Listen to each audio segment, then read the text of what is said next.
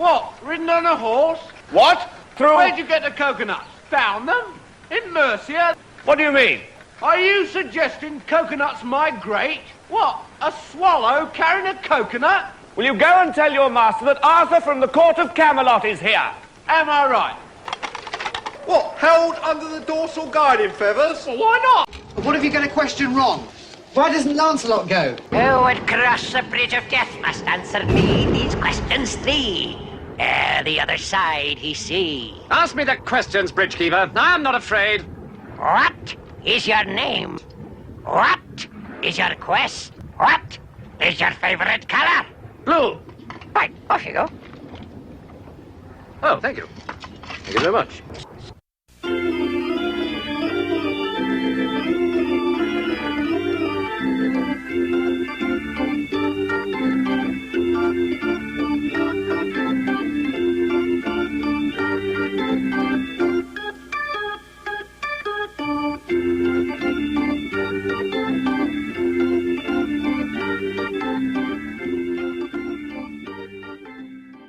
Hello and welcome to episode number 24 of the For All That podcast. That was an audio excerpt there from the audio version of Better Together's 500 questions, which a mole smuggled out to Michael and I. You found they were very important, needful questions for an independent Scotland to answer.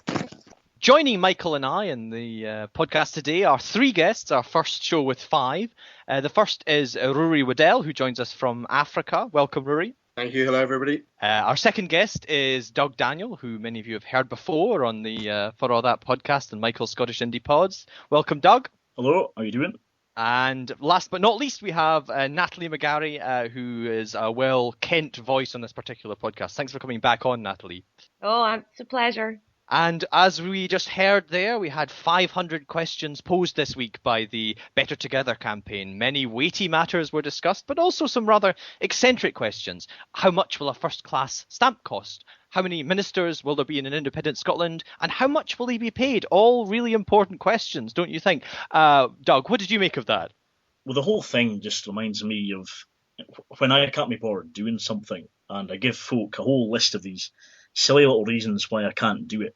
And the real reason I just can't be bothered doing it, or some of the reason I don't want to admit. So I just give them a whole list of things. Oh, this isn't a wash. Oh, I've kind of feel a little bit weird. Those kind of stuff. They don't seriously want people.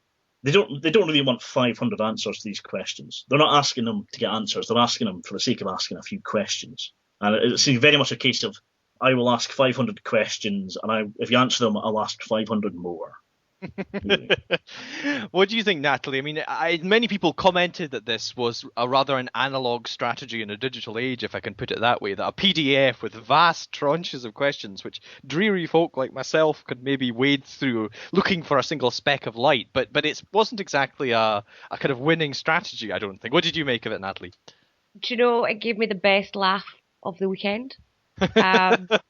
Which is a sad indictment of your weekend. It kind of is a sad indictment of the independence debate, that we take 500 questions and have a giggle about it. But I think the most important part of it was, people have gone through it at length, actually. Keir Liddell did a guest blog on Better Nation, and he went through them, much like yourself. He's a bit of an academic, a clever cookie, and kind of identified that there were so many questions which were one question peddled into about 30 monotonous questions.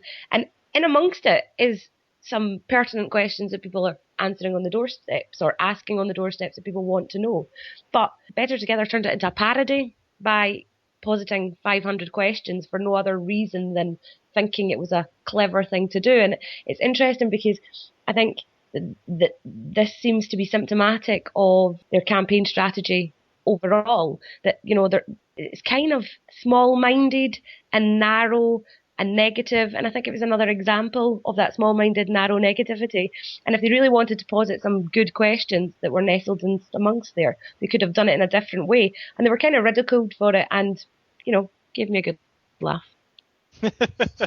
What do you think about that, Rory? I mean, Doug's point there that that if you're really asking these questions, you don't post 500 questions if you seriously want them answered. That you're trying to accumulate a sense that it's awful risky. There's all of these awful difficult questions. Shouldn't we just not bother? Do you think it sort of feeds into that version of the Better Together campaign and that story we're getting from them, Rory? I agree. I would have been far more concerned if they'd say produce 10 that were very valid and had point behind them and forced more detail out of the Yes campaign. I think we would have been more afraid of that.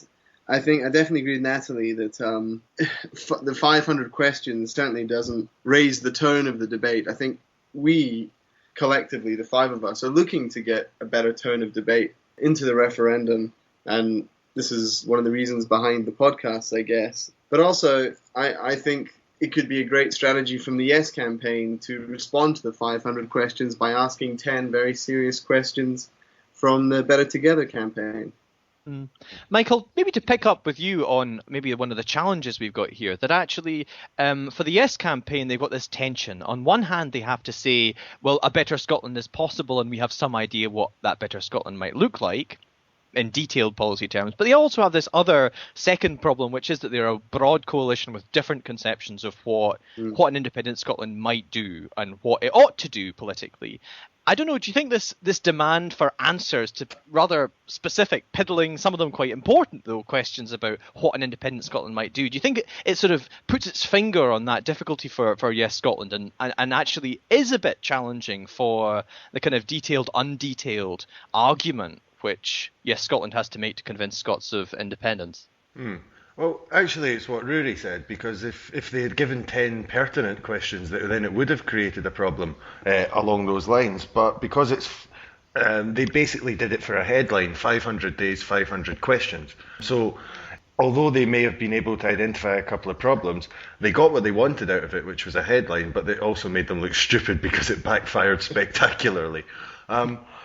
I was looking at it as more of an opportunity. Like, I read through quite a lot of them, although not all of them, and it seemed to me essentially a list of things that Scotland could do better in an independent country. And I actually tweeted that, and I want to shout out to Zetland Bairn on Twitter, because I said it's essentially a list of things that Scotland could do better in an independent country, and he replied, no, it's essentially a list of things.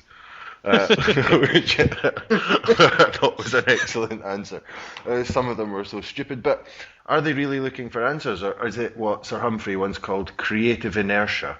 They're trying to create a kind of inertia to make everything slow down and stop, but it backfired spectacularly. It made quite a light tone for it this week. Also, Truth Team haven't said anything about it this week either.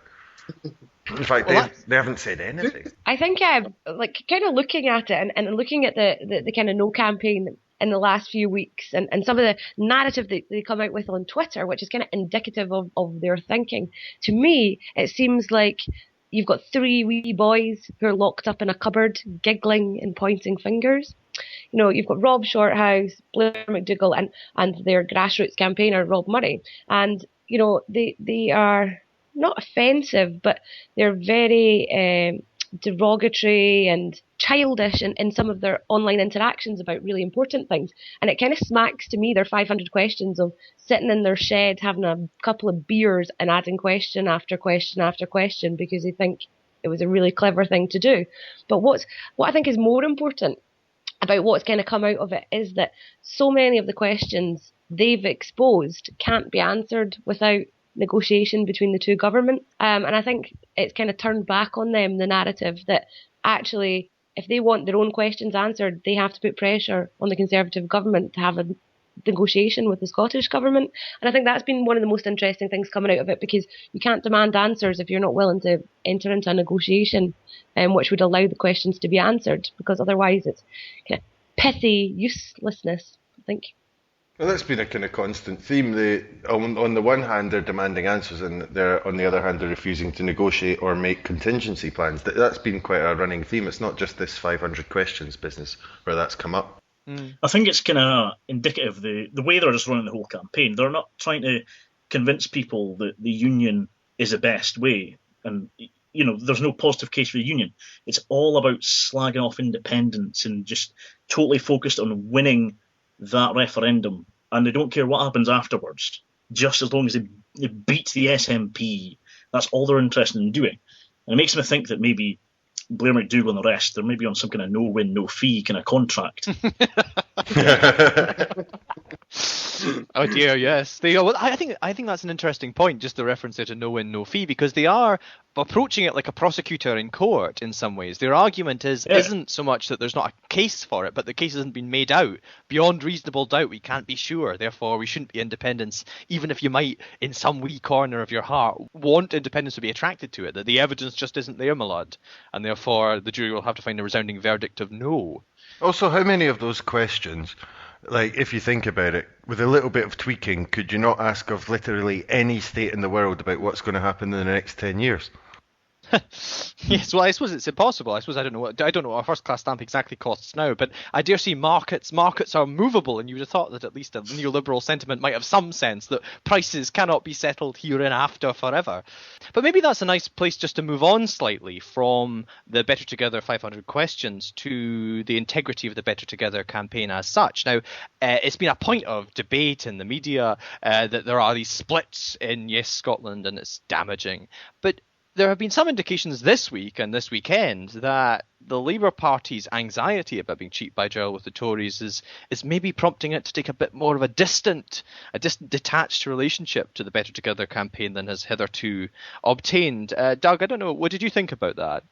Well, I do think this is interesting that Gordon Brown's speaking for the United with Labour, or United for Labour, whatever it is, the splinter group from Better Together, which obviously can indicates that there's a feeling that Better Together's maybe too conservative, which I think a lot of us would certainly agree with anyway. It seems ridiculous that we get all these headlines criticising like the SNP for having a different view from like Partick Harvey and Colin Fox, for example, on the currency, and this is a bad thing. But then they're all still in the same campaign though, and then Labour come out with an actual separate campaign.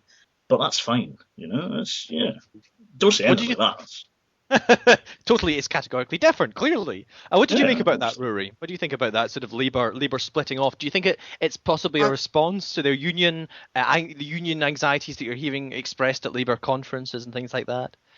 I think so, and I'm not actually surprised by it. I had a niggling feeling that you'd have something like this, and I think one thing we maybe haven't touched on with regard to this is the effect that Labour for Indy also has in this argument. I think the Labour Party in Scotland are facing up to the real concern that there's significant numbers of people within who are sort of traditional Labour voters who probably are either in favour of independence or could be persuaded. And I think that this is sort of Labour's only response to sort of, I guess, maybe bring a level of positivity into what a better together Scotland would look like. So I didn't expect it to happen so soon, but I'm actually not overly surprised by it. Is there a point, I mean, Doug was pointing out there the sort of hypocrisy in some of the coverage, but actually, is this a potentially threatening thing for the Yes campaign if we see the emergence via Truth Team, via Better Together for Labour or whatever it's styling itself? Is that not a worry that in fact that you might see the emergence of a rather more integrated and coherent pro-Labour Party argument for staying in the union? Is that a worry for Yes Scotland, do you think, Natalie? Not particularly on the basis of the current Labour Party strategy, which lacks any coherence on Scotland and devolution at the moment. I mean, I think for me, I've blogged about this at length, that the Labour Party are a complete vacuum of policy, both at Westminster and in Scotland. And actually, to call it United with Labour is a bit of a joke, to be honest, because Labour is probably the most disunited campaign or political organisation in politics at the moment. There's not even a unitedness between the Scottish MSPs and the Scottish MPs, who differ very much on strategy. And, if they're relying on this to create some kind of new narrative or rhetoric, I would be very concerned as a Labour Party member. If we look at the stuff that Joanne Lamont had announced about having a look at like tax spend or further fiscal powers. And it was ridiculed within 6 hours and has disappeared completely from the narrative. What was interesting to me is, Gordon Brown has come out of his relative political hibernation, and now I can posit the question, what are you doing for your constituents again? Because he clearly is putting himself out in the public spectrum. But